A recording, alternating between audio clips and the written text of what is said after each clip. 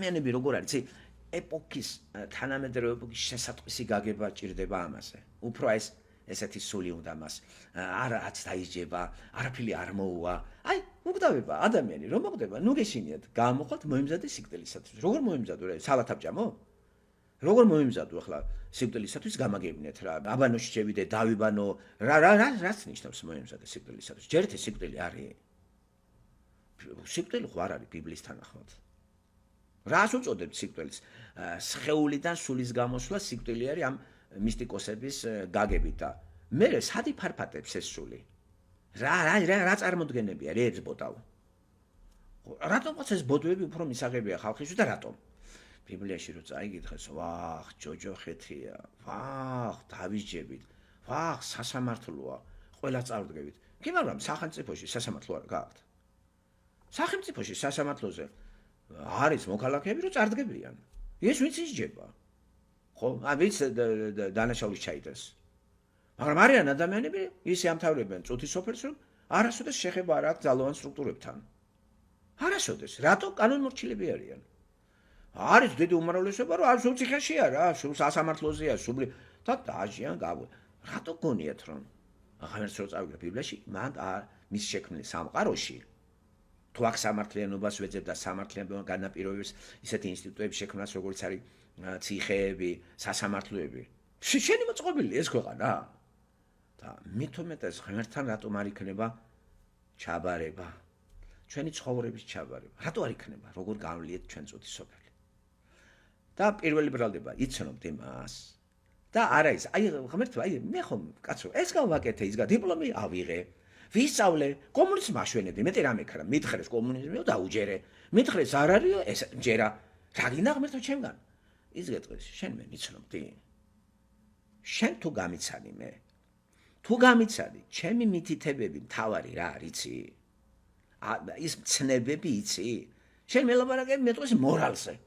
მორალს თუ ასრულებდი, ეგ იმ სახელმწიფოს დამსახურება, რომელიც მე შევქმენი.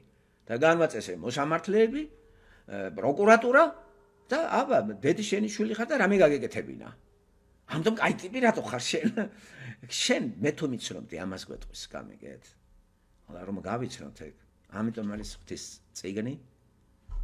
აი ესეც სახელწოდებს წიგნი ბიბლია. და ამას რო აგერიგერ წაიგითხავს კაცი და მე მხოლოდ იმიტომ წაიგითხავ რომ იტლიკინო. ეს სატლიკინო წიგნი კი არა, ეს არის დაბადების წიგნი. უნდა დაიბადო. დაბადებული ადამიანი ფიქრობს, რომ დაიბადები იმ საკვებზე, რომლის თავწყარო არის ღმერთი. და ესეც საკვები საფრთხო წერილი. სული თუ დაიბადა, მოთხოვნილებაში თუ ეს არ აგაქვს, უნდა იმუშაო კიდე. ესეთი მაგალითი რა ვიღო ბიოლოგიური მაგალითი. ხალი გათხოვდა, შვილი არ უჩდება, ხო, მოწყდა ერთმანეთს და იმავე წუთში ისე ვიწყებ მუშაობას, მე ექიმთან დავდივარ, ვცდილობ, გამიგეთ რომ რაღაცა ვიმკურნალო და ეს ნაყოფიერი გახდა ჩემი საშო. ასევე რო წაიგითხე ჩემო კარგო, ხო გათხოვდებიან ბევრი ქალები და შვილი არ უჩდებათ. იწყება კვლევა. ხო, და კვლევა ძიების შედეგად უკვე მიდიანი თუ ხელი ჩაიქნე, არაფერი არ გამოვა. და ასევე საფრთხო წერილი დაიბადე და მოთხოვნილება არ აქვს მაგისი. მაშინ რაშია საქმე? მოთხოვნილება თუ არ აქვს ბავშვის გაჩენისა, შენ არც მკურნალობას დაიწყებ. გამორიცხულია. ხო, ჩაიქნებ ხელს. გააქვთ მოთხოვნილება ღმერთთან ურთიერთობისა თითოეულ ჩვენთაგანს გვაქვს. მე თქვენ თქვენ რომ მე ჩემი მოთხოვნილება არის მასთან სიარული. მე ყველაფერი მინდა გავიგო ღმერთის შესახებ, რასაც ის განმიცხადებს და სხვა საშუალება არ არის გარდა ბიბლიისა. სხვაგან რო ვეძებდი, სხვა ლიტერატურულ წყაროებში, ეს თუნდაც ფიზიკა, თუნდაც რა ფიზიკა გონიათ რა იდეალისტური ფიზიკა არ არის? და ღმერთებზე რა აინშტაინი რა იმაზე ლაპარაკობს ათეიზმზე? აინშტაინიც იმით მაინტერესებდა, რომ აბა რა წარმოა კანტი რით მაინტერესებდა მე. პლატონი რით დამაინტერესა? ღმერთს ეძებდა. და აი ეს არის რაღაცა სულის უგდება. აგერ აი პლატონის ფედონი, სოკრატე აყალიბებს ამას ხომ ისი გემერი.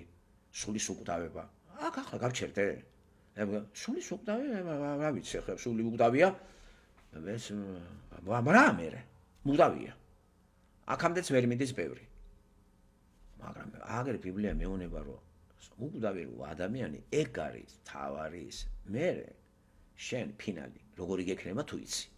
შენი უკდავი სული ან ღმერთთან იქნება, ან არა. და თუ ღმერთთან არ იქნება, ეს იქნება ტანჯვა. აი ამას არავინ არ იძახის ქრისტიანული ბიბლიის გარდა. არც ერთი რელიგია არ იძახის ამას. ყველა რელიგიაში არის ადამიანი გადარჩება, გადარჩენილია საქმეებით და პრაქტიკული გამოცდილებით. აქ კიდე გვეუბნება, რომ შენი საქმეებით ვერ გადარჩები. იესო ქრისტემ უნდა აიღოს ჩვენი ცოდვილი ბუნება და ჩვენ ამისთვის უნდა მივიდეთ ჩვენი ცოდვილი ბუნების აღიარებამდე. და როდესაც წარმოდგენა გვაქვს ჩვენზე, მაგარი ტიპი ვარ, ეს დავამთავრე, ის დავამთავრე, ეს წავიკითხე, ის გუბაზას რო კითხო, ბიბლიაც წაკითხული აქვს. თარ ამას რო კითხო და ლაშა ბუღაძეს ბიბლია წაკითხე. აბა კითხეთ თუ არა აქვს, იმიტომ რომ მასთვის მორიგი წიგნი არის ლიტერატურა. მაგრამ დროს თუ ყოფს იმდენს, რამდენიც დაყო და ჰერმან ჰესესთან. მაგდენი დრო თუ დაყო, ხო უნდა შეეტყოს ლაპარაკში. ყოველდღიურ საუბარში ეს ხო უნდა გამოჩნდეს იმ მოვლენების შესაფასებლად, რომელიც ჩვენ წინ არის, პოლიტიკური, ეკონომიკური, ესთეტიური, ფილოსოფიური. რო არ აჩანს არაფერი. სამაგერო ჩანს ჰერმან ჰესე. ხო, ლიტერატურა. ვინ რას აიითხავს, იმით ხედავს ყველაფერს და ასე მეგობრებო, აქ საყელპურო რწმენა, საყელპურო რწმენით, რა ვიცი, 64-ის თუ შევევა, კარგი ბატონო, შედით. ცხოვრების ციგნი რატომ არის ეს? იწყება გაცნობა, როგორც გაცნობა, ეს არ უნდა მოგშორდეს მთელი ცხოვრების მანძილზე. და სულ უნდა უტრიალო ამას შეისწავლო და არ არის საკმარისი 40 წელი ამ საგანისათვის, 50 წელი, 60 წელი, ამდენიც მოგცა ღმერთმა. და ვინ იტყვის, რომ გადავადებას აქვს ადგილი? მაიცა ჯერ არა, რა დროს ბიბლია, მოიცა ჯერ. არა, როცა მოვხუცდე, რაც სამშაბლოს თავს დავანე, მე წავიკითხავ. რამდენი ესე აკეთებს იცით? აგერ თავთან დავიდებ. თავარია მაგიდაზე იდოს. თავარია ჯვარი ხომ იგიდია. ბიჭო, აგერ მღდელთან მივედი, ღმერთო მეტი რა გინდა. ზიარებაზე ხო დავდივარ. გავაღე პირი მთარე ყოვზი. სანთელი ძვაკ ჩემხელა. სურათები, ბატონო, ჩემოდი სახში 4-ვე კედელი სავსე მაქვს. რა გინდა ღმერთო მე? მორწმუნეობა რა არის? ის მეტყვის, იცი რას გეტყვი? შენ მე გითხარი. აბა, მიჩვენე სად გითხარი, ეგრე მოიქეცი. ვერამ ვერ გავიმართლებ თავს, იმიტომ რომ ერთხელ იქნება ადამიანი მოგდა, მერე სასამართლო. ამიტომ არ მოსწონთ ბიბლია არავის და ლიბერალებმა დიდი შრომა გაწიეს 200 წლის განმავლობაში, რომ კაცობრიობა იქამდე მიიყვანენ, რასაც ახლა უყურებთ. დღეს კაცობრიობაში აღარც ისაია ყავს, აღარც ერემიები, არ არის ბიბლია. ამ ბიბლიას კიდე დააცხრა ლიბერალები და ლიბერალების ინტერპრეტირებული ბიბლია შევიდა ტაძრებში და ზოგს ტანჯვის ფსიქოლოგია, ფილოსოფია შეუტანა და აქედან ალერგია აქვს ქართველებს. მაგალითად ლაშა ბუღაძეს, დევდარიანს, აი პრავოსლავიეს გადამკიდე იძახეს ეს რა რელიგიაა და გადაბრუნდნენ ლიტერატურულ იმებში მორწმუნეებთან. ლიტერატორი რო წერს ღმერთზე. ნორვეგიელი ლაპარაკობს ღმერთზე და აუ ეს სიკტის სიცოცხლე. თითქოს ახლა ბიბლია არ გველაპარაკებს, ბიბლია ლაპარაკობს სიცოცხლეზე.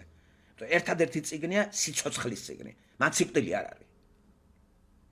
გაიგეთ, სიცოცხლე არის ღმერთთან და ღმერთს გარეშე. ეს ახლა არც ერთ წერილს არ გთქვია. რამენაირად ვიცნობთ ახლა, მანდ ესენი იცნობენ ახლა ლიტერატურას, მით უმეტეს ახლა და ჩაკეტილი არ არის, თორე ესენი თვითონ დაიყრდნენ და ჩვენ დაგვიმალავდნენ. ახლა ყველაფერი არის ეგერ. და რამენაირად ადამიანმა იცის, სუმცირე ორი ენა და წაიგითხავს რა ლიტერატურას ერთი. იმის მაგურად რომ მეტი დრო ამ წიგს დაუთმოთ. აქედან ღმერთი გველაპარაკება. ჩამოყალიბდეს ჩვენი რწმენა და მოგვარდება რაც მეტი გამრავლდება ესეთი ადამიანი დროებით სამყაროს მოაგვარებ და აღარ იქნება საღორე და საქათმე თბილისი. აი ამის ის რო არის რაღაცა კონტრასტი საღორის და საქათმის. და აღარ იქნება ქვეყანა ცხოველების ეზო. იმ წერილს არ იყოს ამერიკელის ხო? ორველი.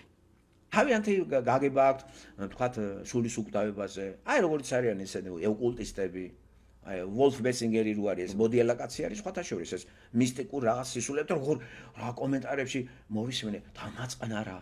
ვი გაიგო რომ გამოვა სული, ახლა გაიგე რომ სული უკდავია, რომ გამოვა სული აურა იქ გავარებს ბოდავ. შტაინერსაც ეთერები რა ეთერები აგერ წერია ბიბლიაში ყველაფერი. აი პავლეს მე-15 თავი კორინთელებს წერია, არ წერია. აღდგომა აბა ქრისტე არ აღდგა. რა თქმა უნდა, მისინგერი.